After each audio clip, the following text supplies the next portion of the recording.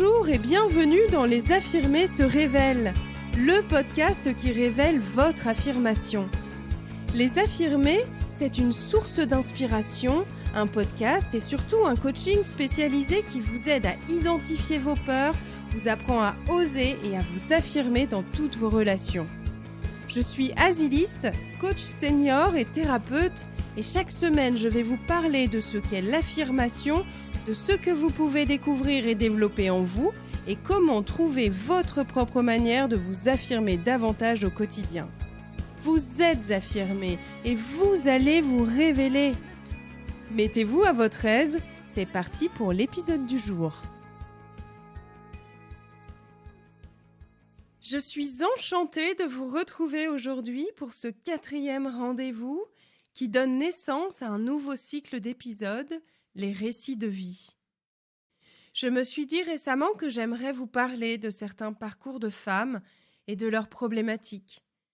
D'une part pour vous permettre d'entendre que d'autres ont parfois les mêmes difficultés, et aussi parce que ça permet de prendre davantage conscience des ressources nécessaires pour évoluer et des possibilités que vous avez devant vous. Nous sommes dans une période où le désir de performance est très fort et ça nourrit beaucoup le sentiment de compétition, de concurrence ou même juste le sentiment de ne pas être suffisante. Alors j'aimerais vous raconter ces chemins de vie dans lesquels on va retrouver des fêlures de l'âme, des blessures d'humain, des constructions psychiques particulières, tout ce qui nous rend si singuliers et si semblables aussi. Parce que chacun d'entre nous porte ses propres failles.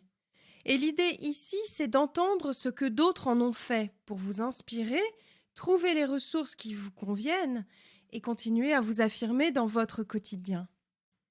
Quand j'étais plus jeune, savoir que je n'étais pas seule, que d'autres sont passés par les mêmes blocages et les mêmes étapes et qu'ils en ont fait quelque chose qui les rend aujourd'hui singuliers et authentiques, ça m'a fait beaucoup de bien.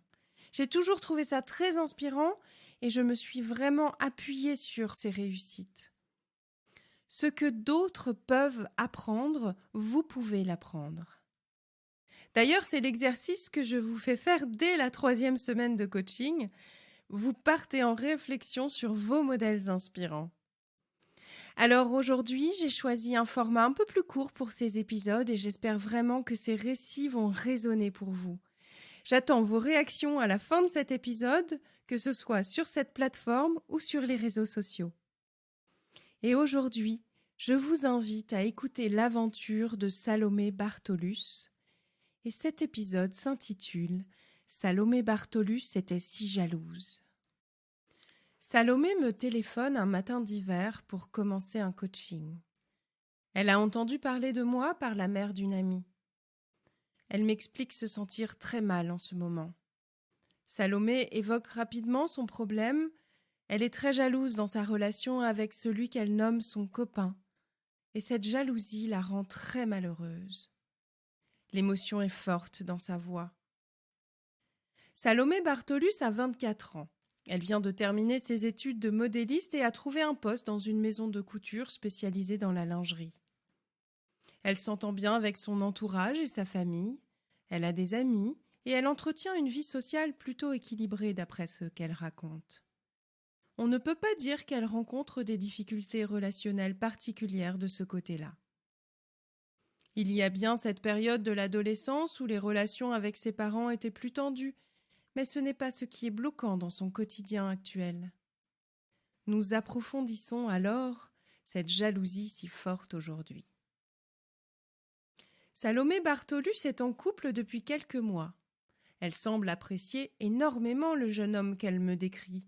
Il est sportif, sociable, peut-être trop silencieux à son goût apparemment. Ils ne vivent pas ensemble, mais ils passent régulièrement du temps, plutôt chez lui, souvent le week-end, car ils n'ont pas les mêmes horaires de travail la semaine. Elle décrit alors des ruminations envahissantes. Ce qui prend aujourd'hui trop de place dans sa tête, dans sa vie, et l'empêche d'être elle-même et heureuse.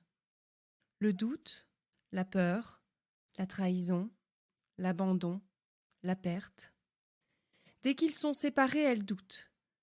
Son esprit lui raconte alors des dizaines de scénarios qui finissent par tourner en boucle à l'intérieur de sa tête. Il écrit des messages à d'autres filles. Ils rient ensemble.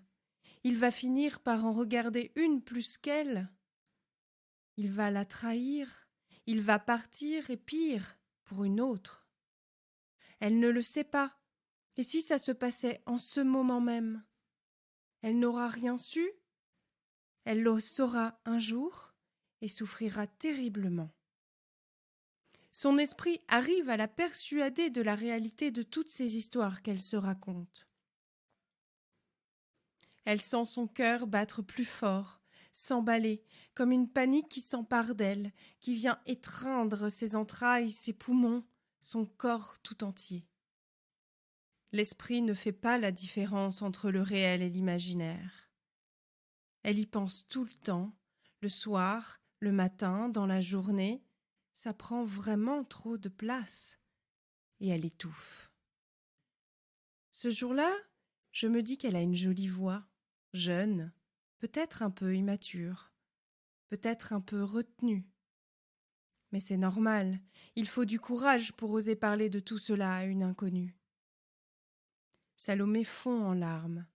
Elle sait qu'elle n'a pas assez confiance en elle, elle le dit. Elle dit aussi qu'elle se trouve inintéressante, banale et pas assez jolie. Quelle dureté dans ces mots, quelle dureté envers une si jeune femme. Elle est touchante. J'entends sa souffrance et je comprends qu'elle est engluée dans cette problématique, qu'elle est comme emprisonnée dans des mécanismes relationnels dont elle n'arrive pas à sortir seule.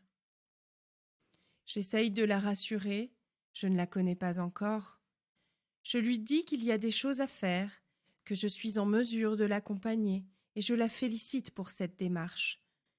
Parce que oui, accepter d'avoir une difficulté, prendre son téléphone et demander de l'aide, ce n'est pas facile, c'est une vraie étape. Nous avons pris rendez-vous la semaine suivante. Elle est à l'heure, nous nous découvrons. Elle est si jolie, un peu timide, les cheveux ramenés en chignon cachés sous ce pull trop grand. Je pose tranquillement le cadre des rendez-vous, de cet accompagnement qui va débuter. Je suis précautionneuse. J'ai l'impression qu'il faut que je la sécurise pour l'aider à poser sa parole. Je la questionne, ses amis, ses parents, ses précédentes relations amoureuses, le regard qu'elle porte sur elle. Ses mots sont durs, elle est triste. Je la trouve grise, les traits tirés comme si cette souffrance avait marqué son visage, la teinte de sa peau, peut-être même toutes les cellules de son corps. Au fur et à mesure des premières séances, Salomé Bartholus va explorer ce qu'elle pense d'elle, ce qu'elle ressent d'elle. Quelles sont ses valeurs? Qu'est-ce qu'elle désire pour son avenir, dans cette relation amoureuse, dans sa vie en général? Je lui explique que pour sortir de ces peurs si fortes, elle a besoin de s'aimer davantage. Elle en a conscience. Alors durant quelques séances, on va laisser un peu de côté cette jalousie. Elle sera toujours présente en toile de fond, mais nous y reviendrons. Pendant plusieurs semaines, je vais accompagner Salomé pour qu'elle développe l'estime qu'elle a d'elle-même. Cet amour qu'elle a du mal à nourrir, cette image terne, banale et inintéressante qu'elle se renvoie. Je remarque alors qu'elle a plutôt confiance en ses capacités, en ses compétences. Elle est capable de passer rapidement à l'action, à la mise en œuvre, et en quelques séances, elle a déjà choisi des actions concrètes à faire pour elle, pour s'aimer davantage. Une de ces actions me touche particulièrement. Elle se prend en photo une fois par semaine, avec une tenue qu'elle aime. Je faisais ça aussi il y a quelques années. J'appelais cela le rituel qui fait du bien. Et ces tenues qu'elle aime, elle décidera ensuite d'oser les porter au travail. Puis, quand elle réussira à les assumer pleinement, elle les mettra quand elle sort, tout simplement. Et plus tard, on réaborde cette fameuse jalousie. Les ruminations ont un peu diminué, parce qu'elle avait plus ou moins réussi à moins regarder les réseaux sociaux. Il est minuit, il est connecté. Et alors, pourquoi il ne m'écrit pas? Que regarde-t-il? À qui parle-t-il? Jusqu'à quelle heure sera-t-il connecté? Qu'est-ce qu'il a commenté? Quels sont ses nouveaux amis? Etc., etc. Les réseaux sociaux sont un terrain de jeu terrifiant pour les jaloux, les insécurisés et les dépendants affectifs. Oui, il y a du mieux, mais des mois de jalousie intense ont engendré de multiples stratégies de vérification, de contrôle. La pile de vêtements dans l'armoire a-t-elle été déplacée? Depuis le week-end dernier? Pendant qu'il sort le chien, j'aurai le temps de regarder son téléphone. J'espère qu'il ne va pas le prendre. Mon cœur bat fort. Y a-t-il des cheveux longs dans la bombe de la douche? J'avais posé cet objet ici, mais pourquoi est-il déplacé? Je ne sais plus. Est-ce que je l'avais fait le week-end dernier ou celui d'avant? Ça s'en mêle. J'ai l'impression d'être une folle. Salomé pleure. Elle a honte. Elle n'en avait parlé à personne. Je suis là. Ici, tout peut se dire. Bravo pour ce courage. Bravo de prendre conscience de tout cela. Salomé s'est calmée, elle paraît soulagée. Il y a quelque chose qui s'est détendu en elle. Cette chose est devant elle, comme un objet qu'elle peut maintenant regarder, observer. S'il avait une couleur ou une forme, peut-être qu'elle le verrait comme un vase, un peu marron, un peu bancal, un peu moche. Et si elle pouvait le vider de tout ce qu'il contient? Et si elle pouvait choisir d'en faire autre chose? Peut-être qu'elle choisirait de le balancer tout simplement. Il est temps d'en remettre une couche sur son estime. Si elle se considère suffisamment intéressante, avec des valeurs identifiées fortes auxquelles elle croit fermement, et avec un amour nourri pour elle-même, elle ne sera plus cette jeune femme en quête d'attention de celui qu'elle aime et qui a si peur du jugement des autres. Elle pourra davantage compter sur sa propre valeur, sur sa propre parole. Nous faisons alors un exercice que j'adore, une visualisation en 6 étapes de ce que l'on désire au plus profond de nous-mêmes. Elle aura alors cette phrase si symbolique et marquante pour le reste de son accompagnement. Salomé Bartholus veut devenir une femme de poigne. Elle a pris conscience, elle a agi, elle a parfois rechuté, elle a ajusté, elle a exprimé et toujours cherché à marcher vers son objectif, parfois à petits pas, parfois à pas de géante. Au bout de 6 mois, Salomé Bartholus vient pour sa dernière séance. Nous faisons le point sur les changements qu'elle a vécus en elle, sur les points de vigilance qu'elle aura en tête pour l'avenir et sur ce qu'elle pourra mettre en œuvre quand ça lui arrivera. Salomé Bartholus est partie vivre sa vie. Et j'entends d'ici votre curiosité me demander « Mais est-ce qu'elle a réussi? Qu'est-ce qui s'est passé? Et dans son couple, est-ce qu'elle est toujours jalouse ?» Salomé va bien. Elle est restée quelques mois de plus avec ce jeune sportif. Elle a vraiment voulu construire avec lui. Ils se sont finalement séparés. J'ai eu l'impression de loin que Salomé avait mûri. Peut-être que cette relation ne lui convenait plus. Peut-être qu'elle avait besoin de quelque chose de plus grand, quelque chose qui vibrerait avec la Salomé qu'elle est devenue. Peut-être juste un peu plus adulte.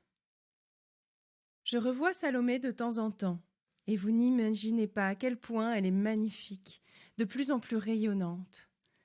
Cette jeune femme que j'ai rencontrée la première fois, si atteinte dans son être, si empêchée dans sa vie, qui est devenue ce qu'elle voulait être, ce qu'elle était déjà, intéressante, attrayante, inspirante.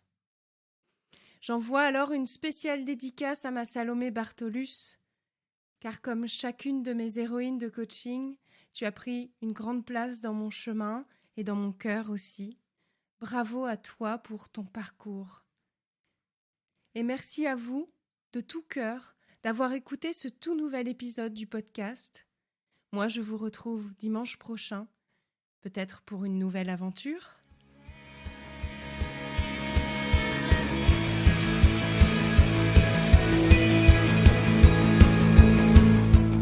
Merci d'avoir suivi cet épisode du podcast Les Affirmés se révèlent.